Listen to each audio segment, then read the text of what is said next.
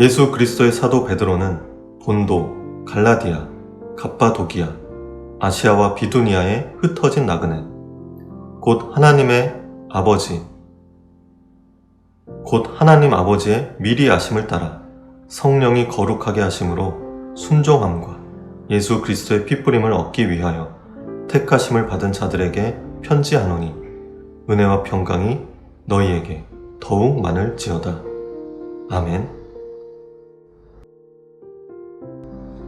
코로나로 인해 또다시 모이지 못하고 흩어져서 주님을 예배하는 모든 분들에게 주님의 은혜와 평강이 더욱 넘치기를 기도합니다. 말씀을 통해 주님께서 주시는 위로와 격려가 우리의 믿음을 더욱 굳게 세워가게 할 것을 믿습니다. 베드로 전후서는 소망의 서신 또는 격려의 서신이라고 불릴 만큼 고난 중에 있는 성도들을 위로하고 믿음을 끝까지 잘 지켜나가서 우리의 최종 목적지가 되는 하나님의 나라를 바라보게 함으로써 구원의 여정을 완주할 수 있도록 하는 예수님을 대신한 베드로의 마음을 담은 편지입니다. 베드로 사도는 베드로전서 1장 1절에서 언급한 바와 같이 당시 소아시아 지역에 흩어져 있던 그리스도인들에게 이 편지를 썼습니다. 베드로는 오늘 읽은 본문에서 그리스도인들에 대한 표현으로 두 가지를 말하고 있습니다. 그중 첫 번째는 나그네입니다. 흩어져 있는 나그네에게 편지한다고 베드로는 말합니다. 1절에서 언급된 5개 지역은 갈라디아를 제외하고는 사도 바울이 복음을 전하러 가고 싶어 했으나 하나님의 뜻을 따라 마게도냐, 즉 지금의 유럽 쪽으로 가게 되면서 바울이 가지 못한 아시아 쪽의 지역들입니다. 비록 바울이 직접 복음을 전하지는 못했지만 이곳에도 복음은 전해져 있었고 그 대상은 주로 예수님을 처음 믿는 이방인들이었습니다. 그래서 영어 성경에는 이방인을 뜻하기도 하는 스트레인저라는 단어로 이 사람들을 표현하였지만 이 단어를 우리말 번역으로는 나그네란 단어로 번역하여 표현하였습니다.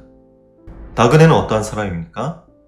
여기저기를 떠돌아다니는 사람으로 어디에도 소속되어 있지 않는 사람이 나그네입니다.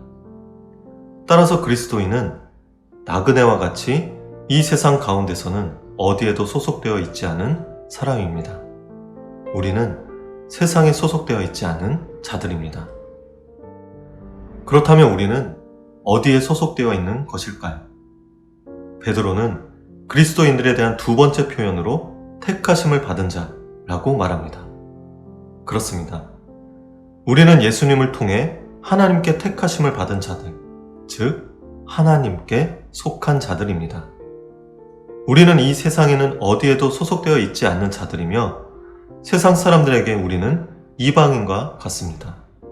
비난의 대상이 되기도 하며 같이 어울리고 싶지 않은 사람이기도 합니다.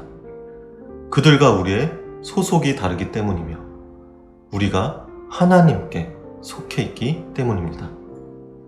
우리는 하나님의 말씀을 기준 삼아 살아가는 사람들입니다. 진리의 말씀인 성경을 통해서 어떤 것이 옳은 것이고 선한 것인지를 배우는 것이고 주님께서 가르쳐 주신 그 삶의 방향과 가치관이 옳다는 것을 믿음으로 증명해 가며 주님이 알려주신 그 목적지를 향해 믿음으로 나아가는 사람들입니다.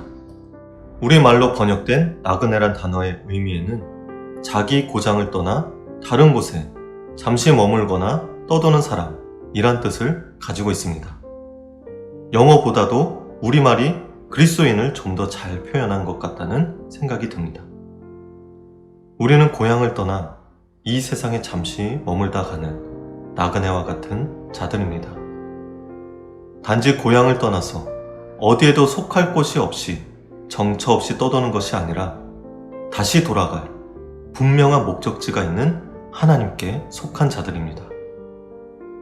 존 버년이 쓴 유명한 책 철로 역정은 주인공 크리스천이 절망의 수렁, 좁은 문, 겸손의 계곡, 허영의 시장, 환락산 등을 지나 목적지인 하늘의 도시에 이르는 여정을 그린 책입니다.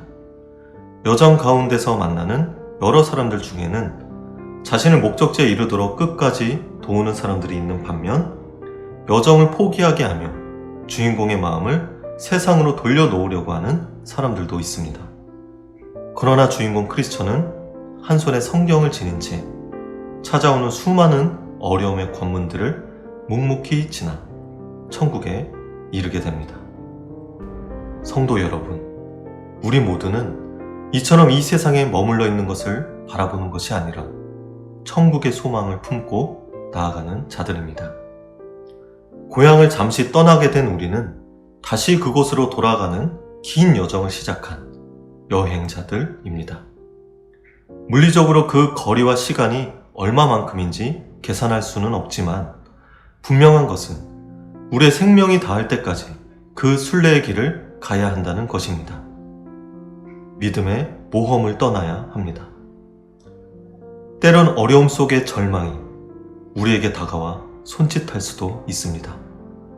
고집쟁이가 쫓아와 우리를 다시 데려가려고도 하고 순례의 길을 포기하고 돌아서가는 두려움과 불신을 보며 우리의 마음도 흔들릴 수도 있습니다.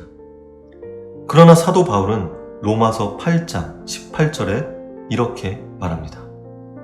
생각하건대 현재의 고난은 장차 우리에게 나타날 영광과 비교할 수 없도다. 베드로 사도는 이 힘든 여정을 가는 우리에게 이렇게 격려합니다. 은혜와 평강이 너희에게 더욱 많을지어다. 하나님께 택하심을 받은 여러분, 주님과 함께 구원의 여정, 믿음의 모험, 천국을 향한 소망을 품고 여행을 떠나는 그 순례의 길을 끝까지 걸어가는 참된 그리스도인이 되기를 바랍니다.